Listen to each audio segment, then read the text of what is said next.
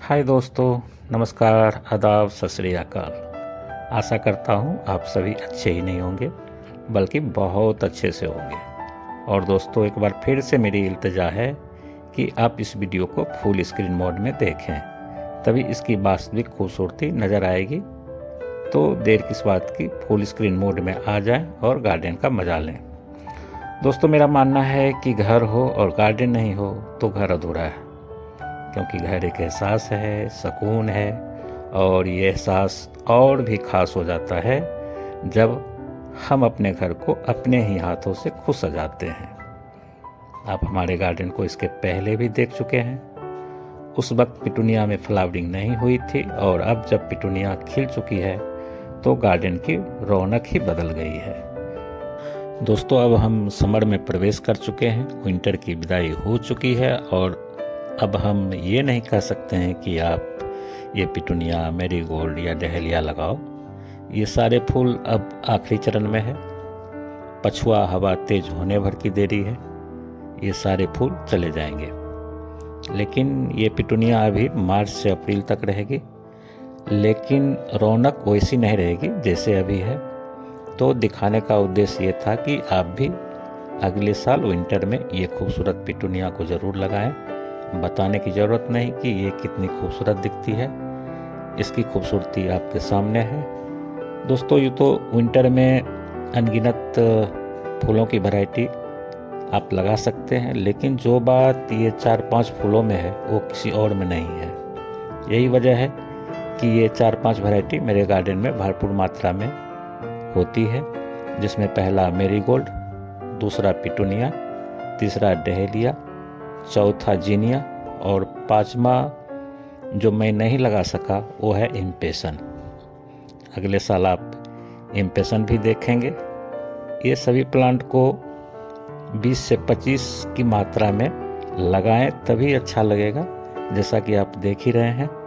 शर्त ये भी है कि बेबी प्लांट लगाएं। बेबी प्लांट जब आपके पॉट में फैलेगी तो एक निश्चित आकार में होगी, और जब फ्लावरिंग होगी तो देखने में अच्छा लगेगा। लेकिन अगर आप खिला हुआ फूल अपने पॉट में लगाते हैं तो उसका आकार वैसा नहीं होगा जैसा होना चाहिए, और आपको महंगा भी पड़ेगा। अगर गार्डनिंग का शौक रखते हैं तो हमेशा बेबी प्लांट लगाइए, और अगर आपके पास समय है तो सीड से ग्रो कीजिए। यद्यपि कुछ ऐसे प्लांट हैं जिसे गार्डनर को हमेशा सीड से ही ग्रो करना चाहिए। अगर इतना भी नहीं कर सकते हैं तो फिर काहे का गार्डनर। मैं कुछ प्लांट को सीड से ग्रो करता हूँ, बाकी बेबी प्लांट जब वह 2 इंच की होती है उस वक्त मैं नर्सरी से खरीद के लगा लेता हूँ। दोस्तों, ये पिटूनिया, डहेलिया और मैरीगोल्ड सीड से भी ग्रो होता है, लेकिन मैं हमेशा इसके बेबी प्लांट नर्सरी से लाता हूँ, जो 1 इंच के पॉट में लगी रहती है, जिसमें अलग अलग नंबर होता है, और अलग अलग नंबर का मतलब अलग अलग कलर।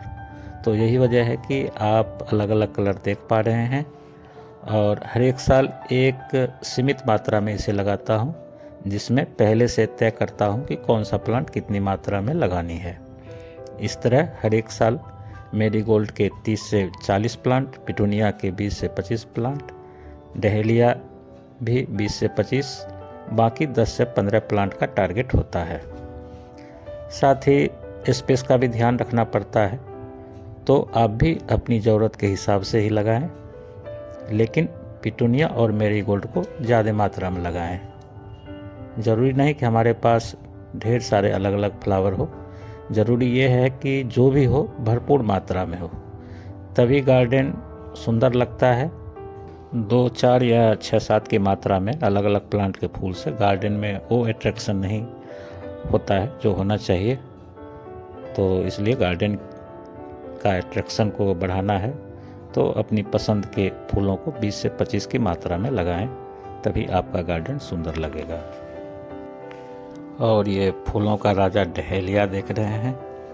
अगर ये ना हो तो गार्डन की रौनक थोड़ी अधूरी सी दिखती है, इसलिए हर एक साल इसे मैं 20 से 25 की मात्रा में लगाता हूँ। डहेलिया के बेबी प्लांट को आप इनके पत्तों के आकार एवं तना का रंग देखकर अलग अलग कलर होने का अनुमान लगा सकते हैं। और ये जीनिया के खूबसूरत फूल। पास में हमने सिनेरिया और नास्टेरियम के प्लांट लगा रखे हैं जिसमें अभी फ्लावरिंग नहीं हुई है। और इस तरफ कोलियस की अलग अलग वैरायटी अलग अलग कलर में, मतलब समर की हमारी तैयारी शुरू हो गई है। जब फूल कम पड़े तो उसके जगह ये खूबसूरत कोलियस आपके गार्डन में फूलों की कमी का एहसास होने नहीं देती है। और उधर कोलियस की मदर प्लांट जो सालों भर हमारे गार्डन की खूबसूरती को बनाए रखती है। और ये बोगनवेलिया के फूल इस बात का प्रमाण है कि गर्मी शुरू हो गई है। और कोलियस के ऊपर रेलिंग पर मेरीगोल्ड का प्लांट है जो अंतिम अवस्था में है। और इस पॉट में मेरीगोल्ड की जगह कोलियस लेगी। एक कैक्टस काफ़ी पुराना है। रेलिंग पर जितने भी मेरीगोल्ड के प्लांट हैं सभी में माइट लग चुका है और ऐसे भी ये जाने पर ही है। इसके जितने भी पॉट हैं उसमें कोलियस लगाऊंगा। और ये हमारा क्रिसमस कैक्टस प्लांट कटिंग से इजी ग्रो होने वाला प्लांट है, इसलिए इसे हमने काफ़ी मात्रा में लगा रखा है। और इस तरह और भी दूसरे प्लांट के साथ आप अधिकांश मात्रा में हमारे गार्डन में कोलियस को देख सकते हैं। और साथ ही गार्डन का एक खूबसूरत दृश्य जिसमें पिटूनिया अपनी सवाब में है। और पिटूनिया का एक खूबसूरत बेड कई रंगों के साथ किसी भी गार्डन की खूबसूरती को बढ़ाने के लिए काफ़ी है। तो दोस्तों पिटूनिया ज़रूर लगाएं, ढेर सारा। इसकी खूबसूरती आपके सामने है। और इसके साथ सामने में हमारे सारे परमानेंट इंडोर प्लांट हैं जिसमें एग्लोनिमा की ढेर सारी वैरायटी है। और इस तरफ ड्रेसिना प्लांट के साथ मेरीगोल्ड आप देख सकते हैं। टेबल पर वाइट पॉट में डफनबेचिया के प्लांट और पास में कैलेडियम का पौधा है।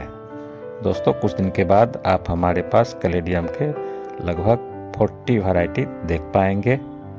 और ये खूबसूरत येलो कलर में गुलदावदी के 4-5 प्लांट एक ही पॉट में लगा दिया था ताकि घना दिखे। ये देसी वैरायटी है और हमने लेट से लगाया, अन्यथा गुलदावड़ी तो दिसंबर से जनवरी आते आते ख़त्म हो जाती है। और इस सेक्शन में भी सारे अलग अलग इंडोर प्लांट हैं। तो दोस्तों इस तरह हमने एक खूबसूरत टेरेस गार्डन का लुक तैयार किया है जिसे देखकर आप भी टेरेस पर एक खूबसूरत गार्डन तैयार कर अपने घर की खूबसूरती और वातावरण को मनमोहक बना सकते हैं। और ये मिट्टी को पकाकर बना गया हाथी जिसे हमने नर्सरी से खरीद लाया। साथ ही इस सेक्शन में हमारे खूबसूरत परमानेंट प्लांट जो अपनी सदाबहार खूबसूरती के लिए जानी जाती है, जिसमें ढेर सारे एग्लोनिमा, खूबसूरत सफलेरिया, डफनबेचिया, ड्रेसिना और फिलोडेंड्रोन की खूबसूरत वैरायटी देख सकते हैं। यहाँ पर भगवान बुद्धा के पास ये घने फिलोडेंड्रोन की एक वैरायटी है। जल्द ही इसकी कटिंग कर ढेर सारे प्लांट तैयार करूँगा। और नीचे सफलेरिया की खूबसूरती का क्या कहना। इसी तरह एलोक्रोटन, ड्रेसिना, डफनबेचिया ये सारे परमानेंट प्लांट हैं। और दोस्तों सबसे पहले आपको यही सब प्लांट रखना चाहिए जो सालों भर आपको फूलों की कमी का एहसास होने नहीं देगा। साथ ही फूलों की खूबसूरती भी इस प्लांट के साथ रहने से ही बनती है। एक तरफ जहाँ खूबसूरत पत्ते तो दूसरी तरफ खूबसूरत फूल, इन दोनों का कॉम्बिनेशन होने से ही गार्डन की खूबसूरती बढ़ती है। और दोस्तों ये बनाना का प्लांट जैसा दिखने वाला पौधा जिसे आमतौर पर ट्रेवलर ट्री या ट्रेवलर पाम कहते हैं, हर एक प्लांट की अपनी अलग अलग खूबसूरती होती है। मेरे गार्डन में ड्रेसिना प्लांट के लगभग 20 से 25 वैरायटी होगी जो कटिंग से भी इजी ग्रो हो जाता है। और ऐसे प्लांट अगर आप नहीं रखते हैं तो आपकी गार्डनिंग काफ़ी महंगी साबित होगी। इधर सारे ड्रेसिना की वैरायटी है और ये खूबसूरत फिलोडेंड्रोन की एक और वैरायटी जिसकी उपस्थिति अपने आप में अलग लुक लिए हुए है। तो इस तरह आप पाएंगे कि हमारा शौक़ ज़्यादातर खूबसूरत पत्तों वाली प्लांट की होती है और यही होनी भी चाहिए, क्योंकि फ्लावरी प्लांट तो कुछ ही दिनों का मेहमान होते हैं, उसके बाद तो आपके गार्डन में कोई जान ही नज़र नहीं आएगी। इसलिए ये बेहद ज़रूरी है कि सबसे पहले आप खूबसूरत पत्तों वाली, जिसमें ड्रेसिना इजी और हर जगह उपलब्ध होने वाला प्लांट है, इसकी संख्या को बढ़ाएं। और उसके बाद ही सीजन के अनुसार फ्लावरिंग प्लांट लगाएं। तो दोस्तों इस तरह हमने सारे पौधे लगाकर एक खूबसूरत टेरेस गार्डन बनाया है। आप भी बना सकते हैं। और अगर आप सचमुच टेरेस गार्डन बनाना चाहते हैं तो कमेंट ज़रूर करें। इसके लिए मैं आपको कुछ बेसिक जानकारी दूंगा और आरंभ से इसके विषय में वीडियो बनाने का प्रयास करूंगा। इसी के साथ इजाज़त चाहूँगा। अगर आपको मेरी ये वीडियो पसंद आई हो तो लाइक बटन ज़रूर दबाएं और सब्सक्राइब भी करें ताकि आने वाले वीडियो का नोटिफिकेशन आप तक पहुंचता रहे। धन्यवाद।